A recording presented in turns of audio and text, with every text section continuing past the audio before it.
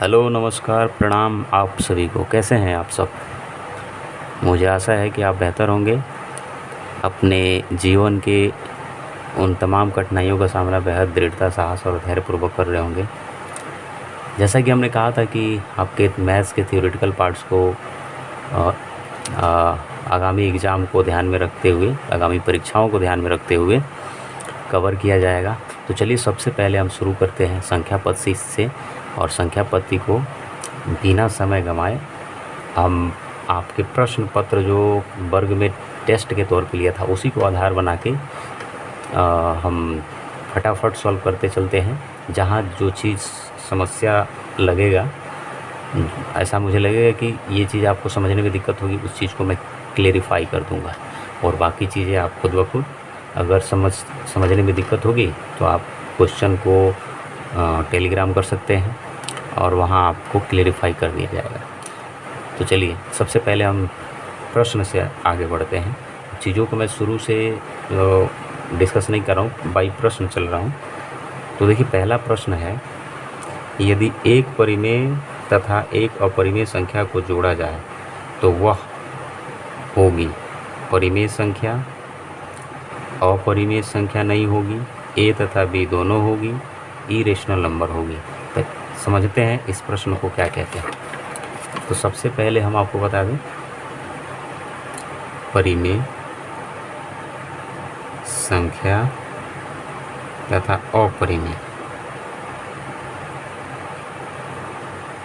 अपरिमेय संख्या। देखिए इंग्लिश में इसे रेशनल, इसको इरेशनल, ठीक है, इरेशनल नंबर, रेशनल नंबर। परिमेय संख्या को कभी भी हम p बाई क्यू के रूप में लिखते हैं, जहाँ q is not equal 0। p by Q के रूप में जिस संख्या को हम लिखते हैं उसको हम कहते हैं परिमेय संख्या। और q is not equal to 0, साथ ही साथ इसका कॉमन जो फैक्टर होता है 1 होता है। जैसे 1/2, 2/3, ये सब क्या है? ये सब सभी के सभी जो है परिमेय संख्या है। तो परिमेय संख्या हो गया। परिमेय संख्या से कुछ और प्रश्न बनाए जा सकते, क्या सभी प्राकृत संख्या परिमेय संख्या है? तो हाँ, बिल्कुल है। 1, 2, 3, 4 डॉट डॉट डॉट इनफाइनाइट तक ये सभी कौन सी संख्या है? प्राकृत संख्या है। प्राकृत संख्या के नीचे, सभी के नीचे एक छुपा हुआ है, तो ये सब p बाई क्यू के रूप में है। इसलिए प्रश्न अगर पूछता है कि क्या सभी प्राकृत संख्या परिमेय संख्या कहलाती है, तो जी, यस, कहलाती है। अब प्रश्न आएगा कि क्या सभी पूर्ण संख्या, पूर्ण माने होल नंबर, क्या सभी पूर्ण संख्या परिमेय संख्या है? तो बिल्कुल है। 0, 1, 2, 3 डॉट डॉट इनफाइनाइट, ये पूर्ण संख्या है। तो पूर्ण संख्या भी परिमेय संख्या होती है। अगला प्रश्न आएगा कि क्या वास्तविक संख्या परिमेय संख्या होगी? ठीक है, तो वास्तविक संख्या में दोनों आ जाएगा, तो इसलिए वहाँ उत्तर जो है नहीं होगा, है ना। वास्तविक संख्या में हमारा परिमेय और अपरिमेय दोनों संख्या आ जाता है। तो सिर्फ कह रहा है कि प्रश्न की क्या सभी वास्तविक संख्या, सभी लगा दिया, क्या सभी वास्तविक संख्या परिमेय संख्या है? तो है ना, उत्तर क्या हो जाएगा? गलत हो जाएगा। तो इस तरीके से इन चीज़ों पर ध्यान दीजिएगा, इससे प्रश्न बनते हैं। अपरिमेय समझ लेते हैं जल्दी जल्दी। अपरिमेय क्या है? जो p बाई क्यू के रूप में ना लिखा जाए और q इज नॉट इक्वल 0। तो अपरिमेय संख्या जो p बाई क्यू के रूप में ना लिखा जाए, p बाई क्यू के रूप में नहीं लिखा जाए, q is not equal to 0। तो ऐसी कौन सी संख्या जो p बाई क्यू के रूप में नहीं लिखी जाएगी? तो √3 है, √2 है, √5 है, ये सभी p बाई क्यू के रूप में नहीं लिखा जा सकता है। तो इसको हम कहते हैं अपरिमेय संख्या। अच्छा, आपके पास सामने दो चीज़ें आएंगी, जैसे पाई और 22/7। अब 22/7, अब ये क्या है? तो पाई आपको मैंने कई बार बताया है कि अपरिमेय संख्या है और 22/7 परिमेय संख्या है। ध्यान से। अब आप कहेंगे कि सर ये तो बराबर होता है, इसका नहीं, बराबर नहीं होता, इसका लगभग मान लिया जाता है। ये एक समय के बाद इसका जो वैल्यू आता है रिपीट होने लगता है, इसलिए 22/7 जो है परिमेय संख्या है। क्योंकि ये 22 जब भी किसी संख्या का जो रिपीटेशन है एक अंतराल के बाद उसको बार बार है ना, रिपीट करने लगे तो उसको हम कहते हैं, जैसे मान लीजिए कि 1.323 ऐसे आ रहा है, फिर 323 323, मतलब ये 323 बार बार आ रहा है ना रिपीट, तो डॉट डॉट आते जाएगा, तो इसको हम कहते हैं परिमेय संख्या, क्योंकि इसका रिपीटिंग हो रहा है। जो रिपीटिंग ना हो उसको हम कहते हैं अपरिमेय संख्या। तो इसका वैल्यू अभी तक फाइंड आउट नहीं हुआ है, रिपीटिंग का छोड़िए, इसलिए इसको अपरिमेय संख्या कहते हैं। कन्फ्यूजन नहीं होना है, जब भी पाई छोटका दिखेगा ऐसे ऐसे ही, है ना, तो ये अपरिमेय, और ये 22/7 तो आपको पता ही है कि जो बटा के फॉर्म में लिखा है, तो इसको अपरिमेय संख्या कहते हैं। क्लियर, ये हो गया। अब आपको उत्तर ले चलते हैं, उत्तर आसानी से आप ढूंढ पाएंगे। हाँ, एक चीज़ और बता दें, यहाँ एक परिमेय और एक अपरिमेय संख्या का जो एक परिमेय और एक अपरिमेय संख्या का योग हमेशा, देखिए क्या होता है, मान लीजिए कि ये परिमेय संख्या है और एक अपरिमेय संख्या, इसका योग हमेशा अपरिमेय होगा, अपरिमेय, इनका गुणा भी अपरिमेय, इनका भाग भी अपरिमेय, ठीक है, इनका घटाव भी, सॉरी घटाव ऐसे होगा, इनका घटाव भी अपरिमेय, मतलब एगो परिमेय हो एगो अपरिमेय हो, तो इनका योग गुणा भाग जो भी हो सब अपरिमेय आता है, ठीक है। देखिए ध्यान से सुनिएगा, एगो परिमेय हो एगो अपरिमेय हो तब, और बाकी आगे के कंडीशन अलग होते हैं, तो यहाँ ये बात ध्यान रखिएगा, ठीक है। तो अब परिमेय परिमेय को जोड़ेंगे तो क्या आएगा, तो उसके रिजल्ट कुछ और आ सकते हैं, है ना, अपरिमेय अपरिमेय को जोड़ेंगे तो उसका रिजल्ट कुछ और आ सकता है, ठीक है। तो अपरिमेय अपरिमेय हो सकता है अपरिमेय आए, ठीक है, और परिमेय परिमेय परिमेय होता है, ठीक है। तो इस तरीके से ये बात दिमाग में रखना है। तो उत्तर इसका क्या हो जाएगा, यदि एक परिमेय तथा एक अपरिमेय संख्या को जोड़ा जाए तो वह क्या होगा, तो वो होगा इरेशनल नंबर, यानी अपरिमेय संख्या। क्या हो, अपरिमेय संख्या, सही उत्तर। अब देखिए अगला प्रश्न की ओर चलते हैं। वह संख्या जो अंश बटा हर के रूप में लिखी जाए जहाँ शून्य ना हो, तो ये प्रश्न तो आसानी से आप बना लेंगे। अंश बटा हर के रूप में लिखी जाए तो उसको हम कहते हैं, अभी हमने बताया था P/Q के रूप में जो लिखा जाए, Q is not equal to 0, तो हो जाएगा वो परिमेय संख्या। आप इसमें से चूज कर लीजिए। किसी दो अलग अलग ऋण संख्याओं के गुणनखंडों का योग होगा। देखिए ऋण गुणनखंड आपको बता देते हैं। सबसे पहले देखिए अभाज्य संख्या, इसी को ऋण संख्या कहते हैं। ऋण संख्या प्राइम नंबर, ठीक है, ऋण संख्या अभाज्य संख्या प्राइम नंबर से आप क्या समझते हैं, जो एक और स्वयं के अतिरिक्त किसी से ना घटे, तो इसको हम कहते हैं, है ना, इसको हम क्या कहते हैं, अभाज्य संख्या या प्राइम नंबर कहते हैं। तो ध्यान दीजिएगा, जैसे 2 हो गया, 3 हो गया, 5 हो गया, 7 हो गया, 9 हो गया, सॉरी 9 नहीं होगा, आपको 11 हो जाएगा, 13 हो जाएगा, ये सभी जो है देख रहे हैं, ये सभी के सभी ऋण संख्या है। अच्छा 2 जो है सबसे छोटा सम ऋण संख्या है। 2 सबसे छोटा, मैं फिर एक बार दोहरा रहा हूँ, सबसे छोटा सम ऋण संख्या है, माने अभाज्य संख्या है। ये याद रखिएगा, पेपर में कई बार पूछा जाता है। तो इनकी संख्या पूछ दे तो कितनी होगी, संख्या अनंत होगी। तो ये ऋण संख्या, अब कह रहा है कि 2 ऋण संख्या का जो गुणनखंड है वो होता है। तो एगो मान लीजिए कि 2 ले लीजिए, एगो 3 ले लीजिए, तो इसका गुणनखंड माने फैक्टर, एगो 1 एगो स्वयं 2 हो जाएगा। तो 2 किसी भी, याद रखिएगा, किसी भी ऋण संख्या का या अभाज्य संख्या का फैक्टर सदैव 2 होता है। एगो ये स्वयं होता है, एगो 1 से कटता है, 2 से कटता है, ठीक है। तो ये 2 ही, तो किसी भी का कह रहे हैं, तो इसका भी 2 हो, 2 2 4 हो। तो ऑप्शन में क्या दिया है, सिर्फ 4। तो सही उत्तर सिर्फ 4। संख्या पद्धति में 4 अंकीय कुल संख्याओं की संख्या कितनी होगी। देखिए जब भी इस तरह का प्रश्न पूछेगा कि कुल संख्याओं की संख्या 5 अंकों की, 6 अंकों की, तो आपको कुछ नहीं करना है। अगर 4 अंकों की कह रहा था, 4 को 9 लिखिए, ये वो कम और ही 9 लिख के घटा दीजिए, 0 0 0 9 9000। इसी तरीके से आपको बनाना है। 1 से 100 के बीच कुल अभाज्य संख्याओं की संख्या कितनी है, 25। याद रखिएगा, आप लिख के भी याद रखिएगा तो याद हो जाएगा ना। 1 से 100 के बीच कुल अभाज्य संख्याओं की संख्या 25। 1/0 तथा 0/1 का मान क्रमशः होगा। कितना होगा? तो 1/0 इनफाइनाइट होता है। क्या होता है? इनफाइनाइट। तो देखिए इनफाइनाइट कहाँ है, इसको टिक आउट कीजिए। तो 1/0 ये सी है, ये 0 है, ऑप्शन नंबर सी पे है।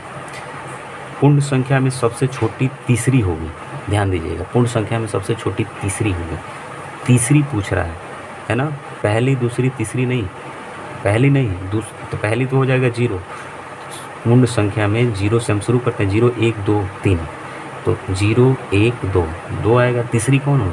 2 आएगा, तो उत्तर सही हो जाएगा। तो परिमेय और अपरिमेय संख्याओं के समूह को नहीं कहते हैं।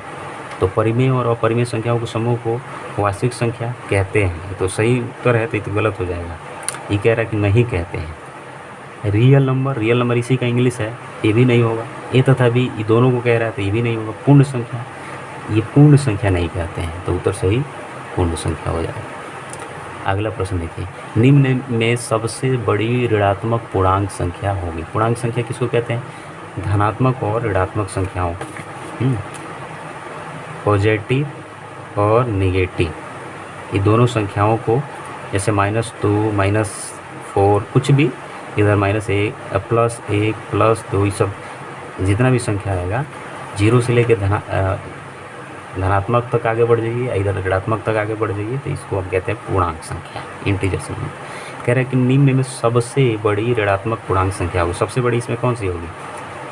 ऋणात्मक, तो ये हो जाएगा -1। सबसे बड़ी ऋणात्मक -1 हो जाएगा। दार्शनिक प्रणाली में 104 का द्विआधारी संख्या होगी। देखिए ये ध्यान से समझिएगा, द्विआधारी संख्या आपको बता देते हैं।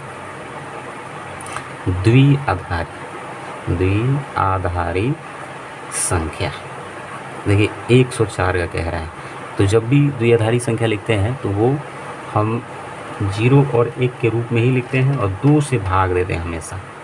जैसे देखिए इसको 2 से भाग देंगे, 5 दूना 10, 2 दूना 4, शेष कितना आएगा यहाँ लिखेंगे, शेष 0 आए। फिर 2 से भाग देंगे, कितना बार में जाएगा? 26 बार में जाएगा, शेष क्या आएगा? 0। फिर 2 से भाग देंगे, 13 बार में जाएगा, शेष क्या आएगा? 0। फिर 2 से भाग देंगे, 6 बार में शेष 1 आ जाएगा। फिर 2 से भाग देंगे, 3 बार में शेष 0 आएगा। फिर 2 से भाग देंगे, 1 आएगा, यहाँ भी शेष 1 आएगा।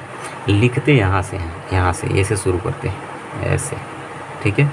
तो देखिए 1 1 0 1, ठीक है। उसके बाद से ये हो गया 000, ये हो गया हमारा द्विआधारी संख्या। किसका? 104 का, 104 का द्विआधारी। एक चीज़ और बता दें, अब इस द्विआधारी संख्या से आप फिर दार्शनिक प्रणाली में इस संख्या को प्राप्त कर सकते हैं। कैसे? देखिए ध्यान से, 1 लिखिए, पहले 1 है, 1 लिखिए, गुणा 2 करिए और इसके बाद से जितने डिजिट हैं काउंट करके पावर में लगा दीजिए। 1 2 3 4 5 6, 1 2 3 4 5 6, 6 लगा दीजिए, प्लस कीजिए। इसके बाद फिर 1 आ रहा है, गुणा कीजिए, 2 लिखिए, इसके पावर 1 2 3 4 5, फिर प्लस कीजिए। अब क्या आ रहा है? 0 आ रहा है, 0 गुणा 2 है ना, 0 गुणे 2, 1 2 3 4, 4 लगाइए, प्लस 1 आ रहा है, गुणे 2 कीजिए, 1 2 3, 3 कीजिए, उसके प्लस कीजिए। अब 0 तो 0 ही होगा सब, इसे लिखने की कोई ज़रूरत नहीं है क्योंकि इसके बाद डिजिट नहीं है, यानी तो आगे बढ़ जाते हैं, ठीक है। तो ये होगा। अब इसको तोड़िए, 2 को 6 बार तोड़िएगा तो कितना होगा? 2 दूना 4 दूना 8 दूना 16 दूना 32 दूना 64, ये 64 हो जाएगा, प्लस 2 दूना 4 दूना 8 दूना 16 दूना 32 हो जाएगा, ये तो 0 हो जाएगा। इसको तोड़िएगा तो 8 हो जाएगा, 8 2 10, 10 4 14 के 4 है ना, और 6 3 9 1 10, 104 फिर मिल गया। आप देख लीजिए ये द्विआधारी संख्या फिर मिल गया। तो इसको तोड़ के दार्शनिक प्रणाली में संख्या मिल सकते हैं और दार्शनिक प्रणाली को फिर द्विआधारी संख्या में तोड़ के हम इस तरीके से इसका बाइनरी नंबर, इसको इंग्लिश में बाइनरी कहते हैं, बाइनरी नंबर, ये हो गया। अब आप देख लीजिए सही उत्तर क्या है। सही उत्तर आपको ए है, ठीक है। रोमन संख्या प्रणाली में 89 को लिखा जा सकता है, तो रोमन संख्या आपको याद होना चाहिए, है ना। तो मोटे मोटे तौर पर इसको देखिए, इसको 10 कहते हैं, इसको 20, इसको 30, 3 बार से किसी भी चीज़ का रिपीट अधिक नहीं करेंगे, है ना। 30 40 को 4 वो एक्स नहीं लिखेंगे, हम क्या लिख देंगे इसको, 40 को लिखना होगा तो एक्स एल, एल को 50 कहते हैं और 10 इधर घटा देते हैं, 50 को ये हो गया, 100 सी हो गया, 500 डी हो गया। इसी तरीके से हम लिखते हैं। तो क्या बोल रहा है, 89 को लिखना है, तो 80 लिखना है, तो एल ट्रिपल एक्स लिख देंगे तो 80 हो गया, और 9 लिखेंगे 89, ये हो गया 89। चेक कर लीजिए सही उत्तर क्या है। तो सही उत्तर हो जाएगा आपका एल ट्रिपल एक्स आई एक्स डी। चलिए अगले प्रश्न की ओर बढ़ते हैं। अगला प्रश्न कह रहा है गिनती के सभी संख्या को कहते हैं, गिनती की सभी संख्या को क्या कहते हैं, अभाज्य संख्या नहीं, अभाज्य संख्या नहीं, सम संख्या नहीं, natural number yes, natural number प्राकृतिक संख्या, प्राकृतिक संख्या कहते हैं। प्राकृतिक संख्या क्या, 1 से लेकर अनंत तक। ये बोर्ड मास का है क्वेश्चन, देखिए माइनस वाले को एक साथ, प्लस वाले को एक साथ रखिएगा, 1 2 3 4 5 ये सब माइनस वाले हैं, तो इसको एक साथ कीजिए। तो 1 2 3 3 और 20 20 40, 40 से 3 43, 43 में +2 कीजिएगा तो जाके उसको काट देता है, 2 वो काटेगा, 41 बच जाएगा माइनस में, तो 41 हो गया। अब सही उत्तर क्या हो जाएगा, -41। पाई क्या है, अभी मैंने बता दिया है पाई क्या है, तो सही उत्तर आप देने की कोशिश कीजिए इससे ढूंढ के, पाई क्या है। 2 अपरिमेय संख्याओं का अंतर सदैव होगा, क्या है, 2 अपरिमेय संख्याओं का अंतर, तो 2 जब अपरिमेय होगा तो अपरिमेय होगा, ठीक है।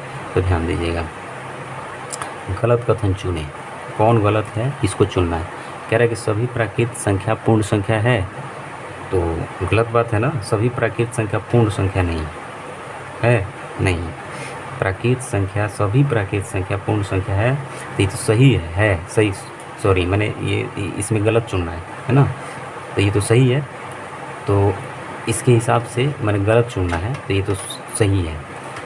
उसके बाद अगला कह रहा है कि सभी सम संख्या वास्तविक संख्या है, ये भी सही है, सभी सम संख्या वास्तविक संख्या में आता है ना। सभी विषम संख्या अभाज्य है, सभी विषम संख्या अभाज्य है, ये गलत है, क्योंकि सभी विषम अभाज्य नहीं होते हैं। ये 9 अभाज्य थोड़ी है, 15 अभाज्य थोड़ी है, तो इसलिए सभी विषम संख्या अभाज्य नहीं, ये कथन गलत है। सभी अभाज्य विषम संख्या ही नहीं है, ये तो सही है, तो सही उत्तर सी हो जाएगा। सबसे छोटी विषम अभाज्य संख्या क्या है, सबसे छोटी विषम अभाज्य, तो बहुत लोग मार देंगे 2 गलत हो जाएगा, 1 गलत हो जाएगा, नहीं, तो ध्यान से क्या उत्तर है, इनमें से कोई नहीं, क्योंकि सबसे छोटी विषम अभाज्य 3 होता है, ठीक है, 3 होता है, ध्यान से। उसके बाद कह रहा है कि सभी सम प्राकृतिक अभाज्य संख्याओं का योग, सभी सम प्राकृतिक अभाज्य संख्याओं का योग, इस पर बहुत ध्यान से समझना है। अनंत n × n + 1 2 3 ये नहीं होगा, सही उत्तर क्या होगा, 2 होगा। ये कह रहा है कि सभी सम प्राकृतिक अभाज्य, तो एक ही को ही है, 2 अभाज्य संख्या भी है और सम संख्या भी है, तो 2, सिर्फ 2। ये पेपर में पूछा गया प्रश्न है, कई सारे पेपर में पूछा गया। संख्या 1.323232, देखिए 32 का रिकरिंग हो रहा है, तो लिखा जा सकता है इसको क्या, इसको बट्टा में कैसे लिख सकते हैं, इसको समझिए।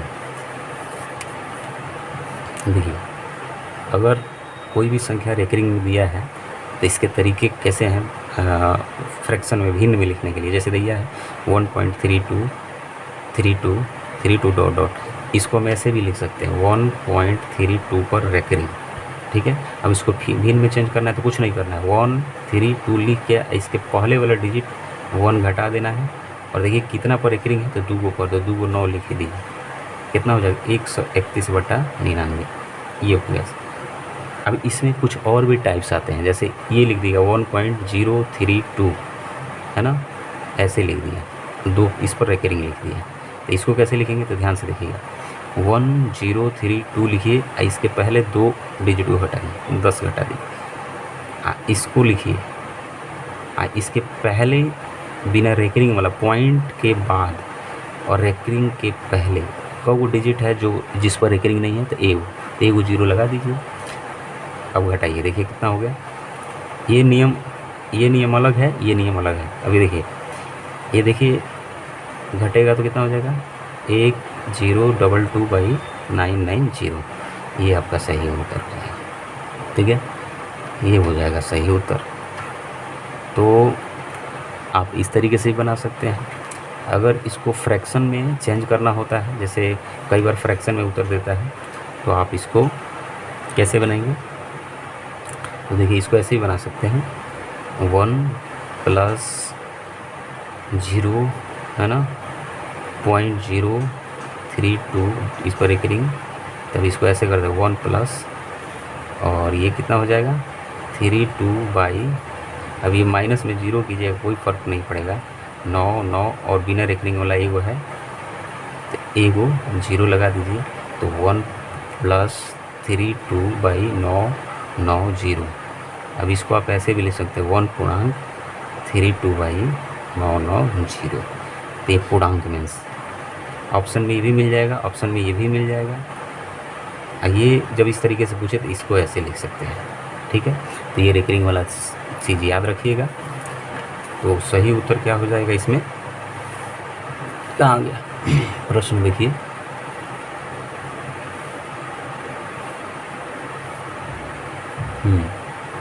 तो सही उत्तर हो जाएगा आपका, सही उत्तर डी हो जाएगा। ये देखिए 0.25 को तो आसान है लिखना, लिख लीजिएगा, है ना।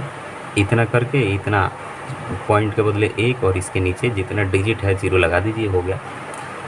प्रथम से 85 तक विषम संख्याओं का योग, तो प्रथम से 85 तक देखिए, जब विषम संख्याओं का योग पूछ रहा है लगातार प्रथम से, तो n स्क्वायर मैंने जो संख्या दी है, तो 85 का स्क्वायर कर दीजिए, 85 का स्क्वायर 5 25, 8 9 72, 72 25 हो जाएगा। देखिए 20, ऑप्शन नंबर 20 सही है। उसी प्रकार से आपको अगला प्रश्न बनाना है, लगातार 19 तक विषम प्राकृत संख्याओं का योग। देखिए विषम प्राकृत संख्याओं का योग जब भी कहेगा विषम प्राकृत संख्याओं का योग, तो उसका फॉर्मूला होता है n/2 × n+1/2। ठीक है, n क्या दिया है 19 दिया है, तो 19/2 × 19 + 1/2, कितना हो जाएगा 19/2 20/2, काटिए 10 बार में कटेगा, यानी 19/2 × 10 5 बार में, 19 × 5 = 95, कितना हो जाएगा 95, सी आंसर सही हो जाएगा। अब ये देखिए, ये प्रश्न कर 1 + 2 + 3 + 4 ... 50 तक का योग, है ना। तो लगातार प्राकृत संख्याओं को 50 तक का योग पूछ रहा है, तो उसका फॉर्मूला होता है n × n+1/2। ये याद रखिएगा, ये सब फॉर्मूला। तो 50 है तो 50, और ये 50 है 51 × 51/2, 25 मल्टीप्लाई कर लीजिए, जो आएगा आपका उत्तर हो जाएगा 25 5, तो आपका 1275 उत्तर हो जाएगा सही। 1 का स्क्वायर 2 का स्क्वायर 3 का स्क्वायर, लगातार जो है 10 तक के संख्याओं का योग पूछा है, वर्गों का योग, लगातार है ना, लगातार है ना, प्राकृत संख्याओं के वर्गों का योग होता है क्या, n × n+1 × 2n+1/6। n क्या है 10, ये डायरेक्ट हम लिख रहे हैं n × n+1, यानी कि 10 × 10 + 1 × 10, 2 × 10 + 1/6, ये कितना हो जाएगा 10 × 11 × 20 1 21, ठीक है, बटा 6, 2 × 6 7 × 21 5, है ना। तो ये मल्टीप्लाई करिएगा तो कितना हो जाएगा 11 7 77 पचे 7 पचे 35 के 5 3 7 पचे 35 3 और 385 आंसर हो जाएगा। तो 385 देखिए ऑप्शन नंबर सी। अगला प्रश्न कर रहा है कोई भी विषम संख्या अभाज्य संख्या ही होती है, सही है या गलत है।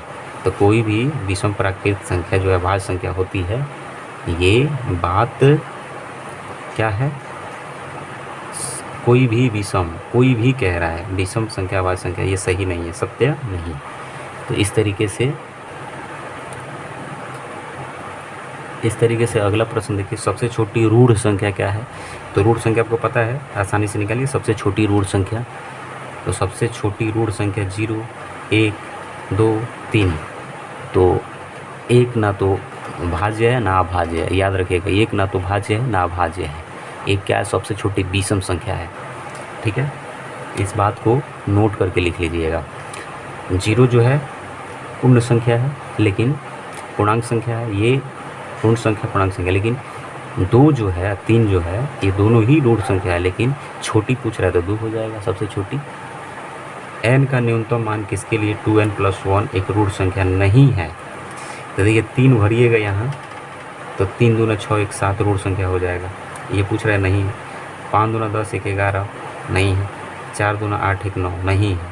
ये है ये रूढ़ संख्या नहीं है, क्योंकि 9 जो है भाज्य संख्या है। इसका सही उत्तर 4 हो जाएगा। 5 अंक की संख्याओं में पहली अभाज्य संख्या क्या है? ये तो कटा के देखिएगा कि पहली अभाज्य संख्या, तो ये C हो जाएगा उत्तर। उसके बाद से 50 और 100 के बीच अभाज्य संख्याओं की संख्या है ना। 50 और 100 के बीच अभाज्य संख्याओं की संख्या कितनी होगी? 10 होगी। काउंट करिएगा लिख के, अभाज्य संख्या 50 और 100 के बीच को कितना होता है। उसके बाद कह रहा है कि ये जो है पावर वाला प्रश्न है, इसका कुल रूढ़ गुणनखंड कितना होगा। तो देखिए ऐसा इनको तोड़ना है कि 2 के फॉर्म में टूटे, या 3 के, या 5 के, या 7 के, मतलब अभाज्य के रूप में ही टूटे। तो आपको पता है कि जैसे मान लीजिए 2 के पावर 20 लिखा है, तो इसका मतलब क्या हुआ? 2 के पावर 20, 2 के पावर 20, 2 के पावर 20, ऐसे मतलब 20 वो लिखा हुआ है। जब बेस समान होता है तो पावर है ना क्या होता है? जुड़ जाता है। तो 2 के पावर 20 अगर ऐसे लिखे हैं तो 2 के पावर कितना हो जाएगा? 20, 20 40, 20 60 हो जाएगा। ठीक है, 2 के पावर 60। तो इसी तरीके से अगर 2 के पावर यहाँ 8 लिखा है, तो इसको हम 2 के पावर तोड़ेंगे। 8 को हम ऐसे लिख सकते हैं, 2 के पावर 8 को हम क्या लिख सकते हैं? 2 के पावर 3 लिख सकते हैं। ये 2 के पावर 3 के बराबर होता है, 2 दूना 4 दूना 8। 2 के पावर 3 के पावर 20। अब जब भी ब्रैकेट टूटता है पावर गुणा हो जाता है अपना, 2 के पावर 60 हो जाएगा। ठीक है, 2 के पावर क्या हो जाएगा? 60 हो जाएगा। ये 2 के पावर 60 रूढ़ गुणनखंड में टूट गया। ये तोड़ने की ज़रूरत नहीं है, क्योंकि एक वो है 7। इसको तोड़ने के 3 5 15, 3 गुणे 5, तो इस पर भी है ना आ जाएगा 24, इस पर भी 24 आ जाएगा। 24 24 48। तो जोड़ दीजिए 60 प्लस 48 प्लस ये कितना है? 15। तो कुल मिला के 8 5 13 का 3 हाथ में 1 हो गया, 6 4 10 1 11 11 8 5 13 के 3 हाथ में 1 4 1 5 6 11 1 12 123 हो जाएगा आंसर। ठीक है, तो ये इस तरीके से तो समझ में आया कि नहीं है?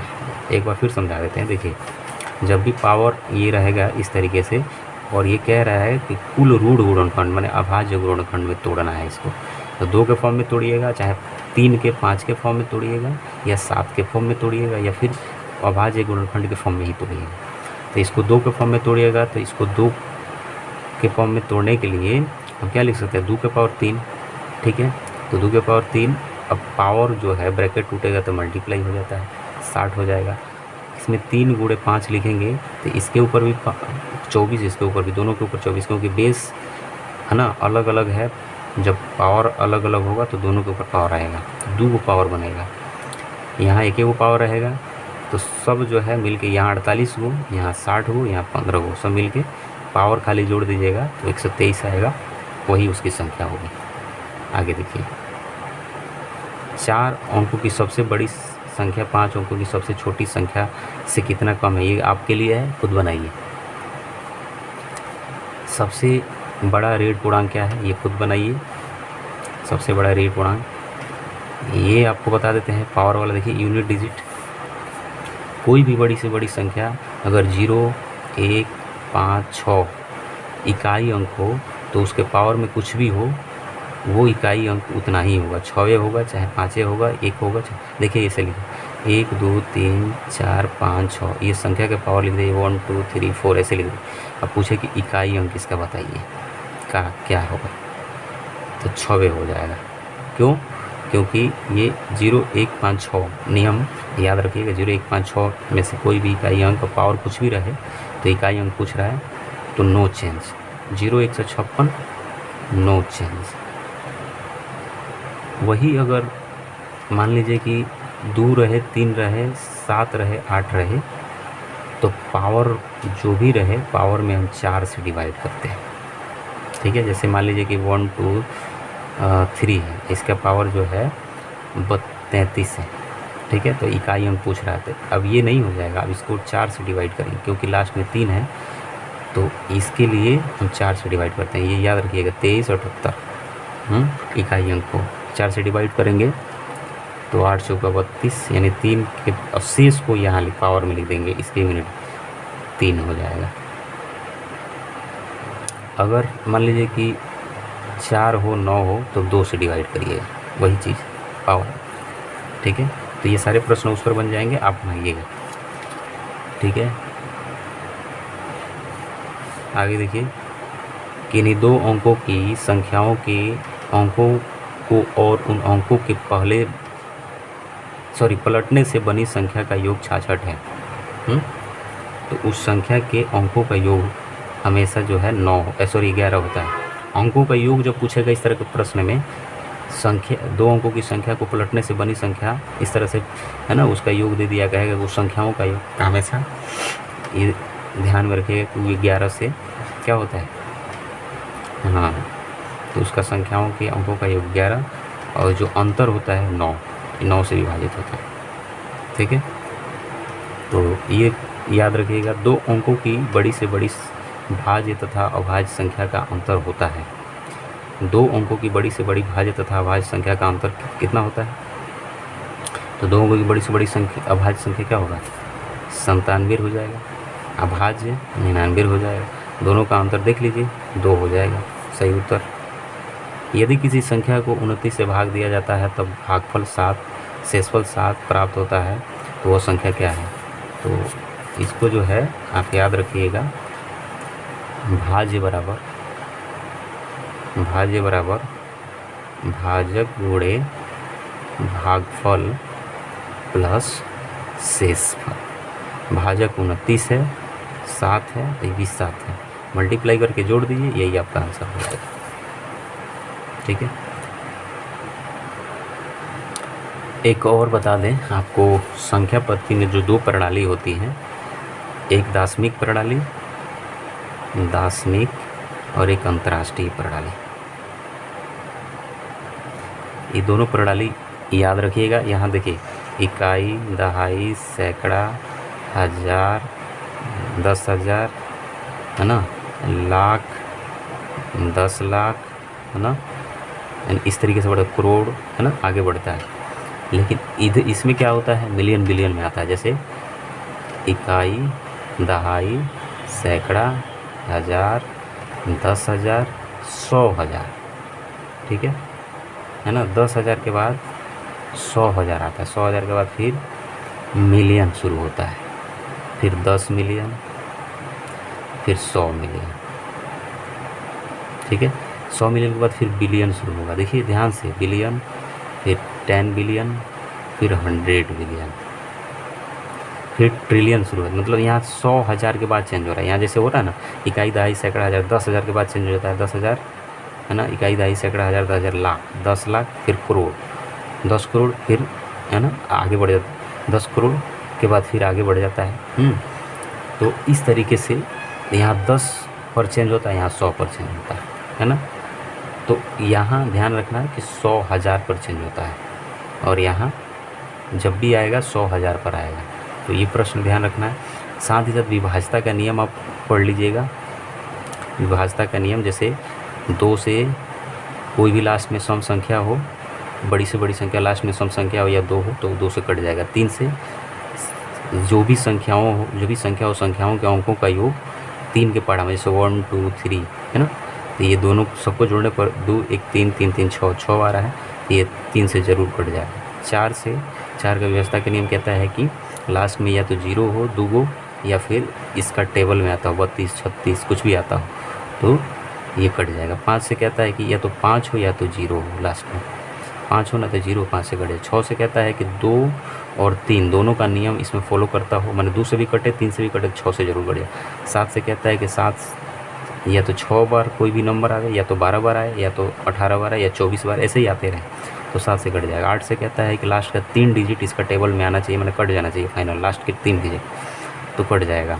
9 से कहता है कि सब को जिस तरह से 3 में जोड़ रहे थे ना संख्याओं को, और 9 के टेबल में आ रहा है, तो उसी तरीके से सबको जोड़ने पर 3 के पहाड़ा में आ रहा है, तो 9 से कट जाएगा। 10 से तो आपको पता है, 11 से इंपॉर्टेंट हो जाता है, जैसे 11 से 1 2 3 4 ऐसे लिखा है, 3 1 4 है ना, और 4 हो गया। और यहाँ हम बना देते हैं, मान लीजिए कि 4 2 6, यहाँ 5 बना देते हैं, तो एक वो अंक छोड़ के अगला अंक जोड़ते हैं, यहाँ एक वो अंक छोड़ के अगला अंक जोड़ते हैं, और छोड़ के जब अंतर करें तो 0 आ जाए, या नहीं तो 11 आए, ना तो 22 आए, 11 के टेबल में आ जाए, तो 11 से कट जाएगा। देखिए 4 1 5, 4 2 6, 6 - 6 बराबर 0, तो इस संख्या 11 से कट जाएगा। ठीक है, तो इस तरीके से होता है। अगर इसका अंतर 11 आ रहा है तो भी कट जाएगा, अगर 22 आ रहा है इसका अंतर तो भी कट जाएगा। ठीक है, दूसरा कुछ नहीं आना चाहिए। तो ये विभाज्यता के नियम याद रखिएगा, विभाज्यता के नियम से प्रश्न बहुत पूछे जाते हैं। तो महत्वपूर्ण प्रश्न ये रहे, और मुझे लगता है कि आपको बहुत फ़ायदेमंद होंगे ये। और क्या है, बस यही प्रश्न था पूरा का पूरा जो है, और मैंने कोशिश करा है कि ये आपके बहुत ही काम आएंगे।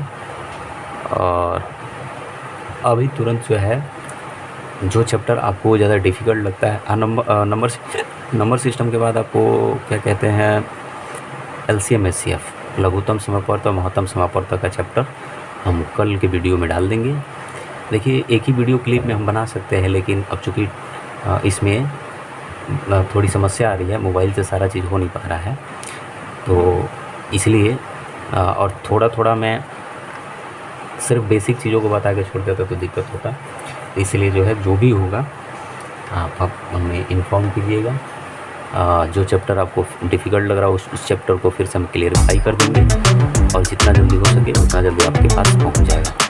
तो मिलते हैं फिर नेक्स्ट वीडियो में। अपना ख्याल रखिए, ध्यान रखिए, पढ़ाई पर फोकस करिए।